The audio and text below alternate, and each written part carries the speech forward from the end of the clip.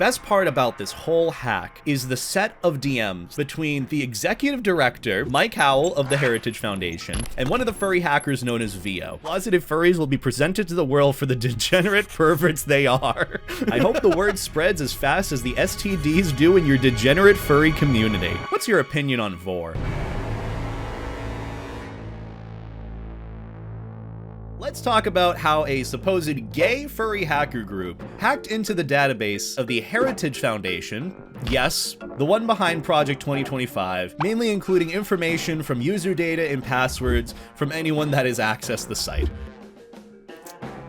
Yay furries. Yeah, I can't believe I'm even saying this, but hey, welcome to 2024. This was not on my bingo card either, trust me. I did not expect to wake up today and be talking about this and be hearing about this, let alone talking about it in a video, but here we are. You know, love or hate furries, you gotta admit they are super, super talented. I've talked about this many, many different times. They are talented and smarter than you could ever think. Never underestimate furries. Not saying that furries are a threat or anything. More often than not, furries just want to be left alone. Let them mind their own business, and that kind of goes for me too. I'm a furry, I mean, yeah, no shit, Sherlock. But I feel like the best metaphor to apply to furries now is don't poke the sleeping bear. At least from learning about what happened earlier this month and the leaks that have been coming out recently about the data breach from the Heritage Foundation courtesy of supposedly the gay furry hacker group known as SiegeSec.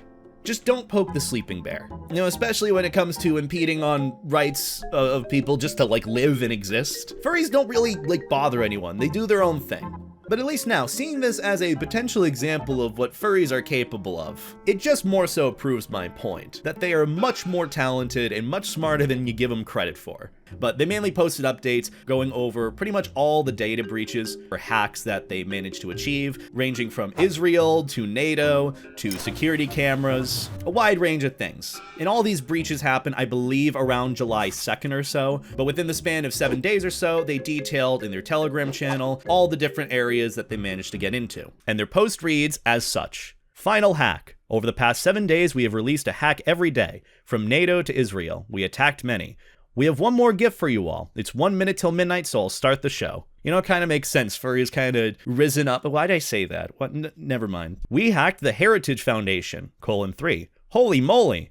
The Heritage Foundation is a conservative think tank in America, among the most influential public policy organizations. This organization is responsible for leading Project 2025, an authoritarian Christian nationalist plan to reform the United States government. And keep in mind, this is all what they're saying, what they're talking about. I'm just reading it. Project 2025 threatens the rights of abortion, healthcare, and LGBTQ+ communities in particular, so of course we won't stand for that. We have gained access to the Heritage Foundation's database with user data, logs, and other juicy info. We also accessed over 200 gigabytes of other, mostly useless files in their server. These useless files won't be leaked. Mew mew?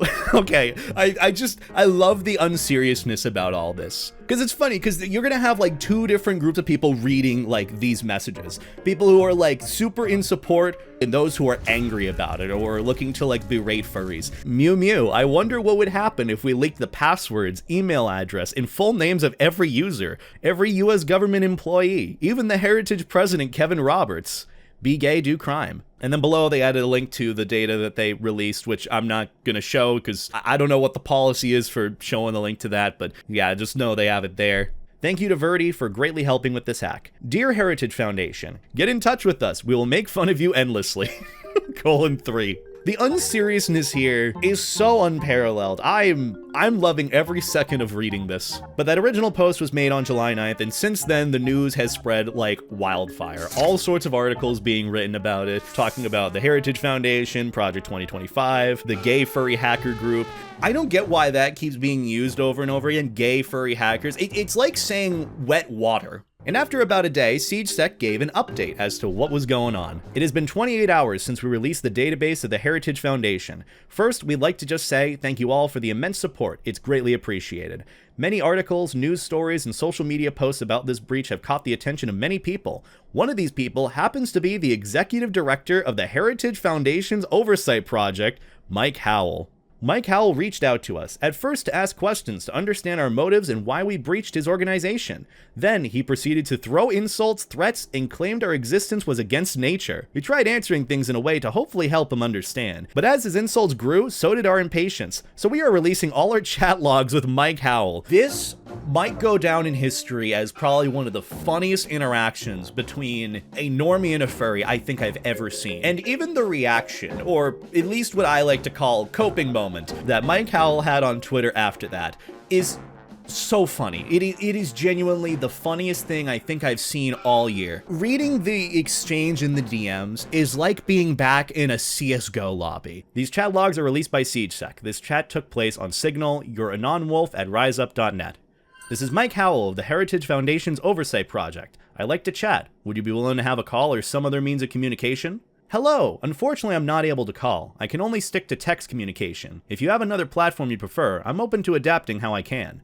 This platform is fine. What is it you are seeking or threatening? We want to make a message and shine light on who exactly supports the Heritage Foundation. We don't want anything more than that. Not money and not fame. We're strongly against Project 2025 and everything the Heritage Foundation stands for. That's why you hacked us? Just for that? Yes, it should be obvious that's all we want based on our history as a hacktivist group. We don't seek money. Okay, listen to me closely. We are in the process of identifying and outing members of your group. Reputations and lives will be destroyed. Closeted furries will be presented to the world for the degenerate perverts they are.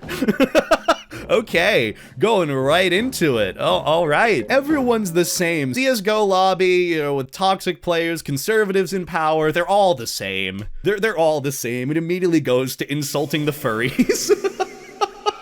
And I think what's funny though is you can tell immediately who's kind of in power here. It's the upper hand, the high ground. And it's very interesting to see how the immediate response here goes towards hostility and insulting furries. You cannot hide. Your means are minuscule compared to mine. You now can either turn yourself in or you can cooperate.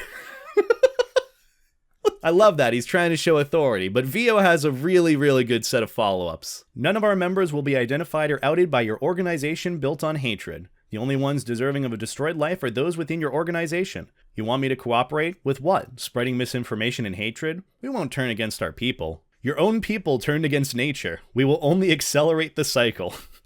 Nature has no defined set of rules, no authority, just like it should be. Humans can do what they want, and yet you choose to support an organization to harm innocent people. Why? How can you justify this to yourself, knowing you're threatening the rights and lives of other human lives? The people you hate could be any more your friend, your mom, your sibling.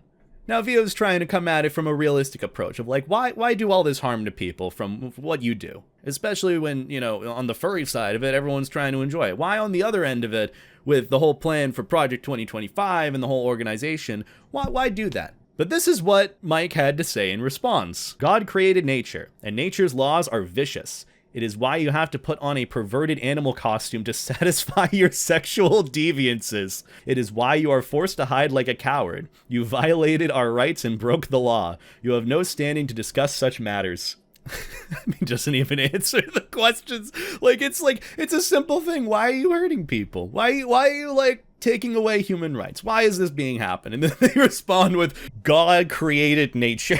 I mean, it kind of checks out, let's be fair. The rights your organization violates will be 10 times worse than any crime I've committed. You do not follow God if you use religion as a crutch to hate people. While I hide behind a screen to fight for my rights, you hide behind religion to attack the rights of others. Would you like me to virtually or send an emissary to meet in person? I would like to be left alone without my rights being threatened. Absolutely valid point. Are you aware that you won't be able to wear a furry tiger costume when you're getting pounded in the ass in the federal prison I put you in next year? Okay, wow, we're good. They're going there now. Such unprofessional language from an executive director. Would you mind if I shared this? Please share widely. I hope the word spreads as fast as the STDs do in your degenerate furry community. Meow, :3. And then image of cat. So I guess Mike isn't too fond of furries from what I'm getting. I don't think he's open to learning more about the community. is all I'm gathering from this right now. Bestiality is a weird sin. It shows you've gone a few clicks too far in trying to satiate your deviant appetite.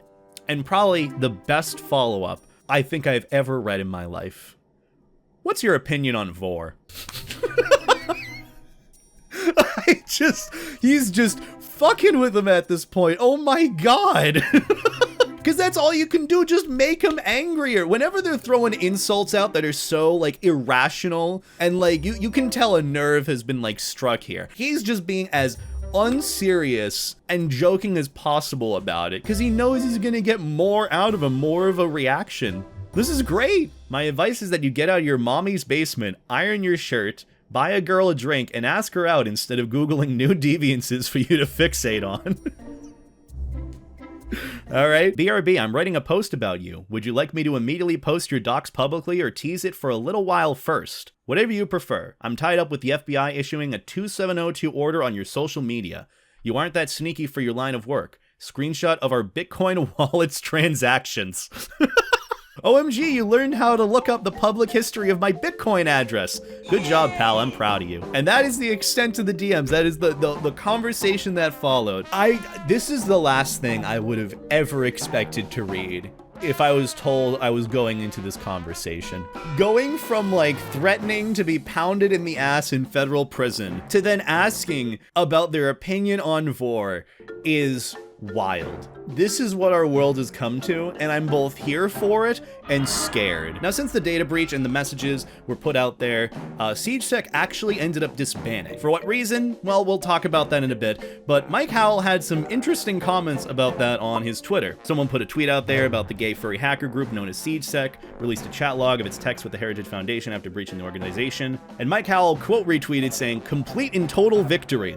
I have forced the gay furry hackers to disband." That's a lot of replies compared to likes. Oh, ooh, ooh. And the cherry on top with all this is one of the tweets that Mike Howell put out there when being tagged in the messages that were put out there that we just read. He quote retweeted with lyrics from a song by Eminem. What? I don't know the song for the life of me, but it reads like, "And I am whatever you say I am. If I wasn't, then why would I say I am?" Dude is treating this like a 13-year-old on Tumblr. Like straight up, this is like posting lyrics to a song because they're depressed. This, man, I'm scared for the people that are in charge. But either way, those are the DMs and those were the leaks. What happened after that? Well, since then, about a few days later, SiegeSec ended up disbanding, and they left one final announcement on their Telegram channel with a cute little image. Oh, that's why they were doing the Mew thing, because they have the little cat characters, Vio, Cry, and Kit, in their little, like, message image thing. Thank you, everyone. Every star is another member. Everyone is remembered. Rest in peace. Our fallen members will be remembered forever. Aw. But they left a going away announcement as the last one on their Telegram channel, and it reads as such. Hello, everyone. The time has come for SiegeSec to disband.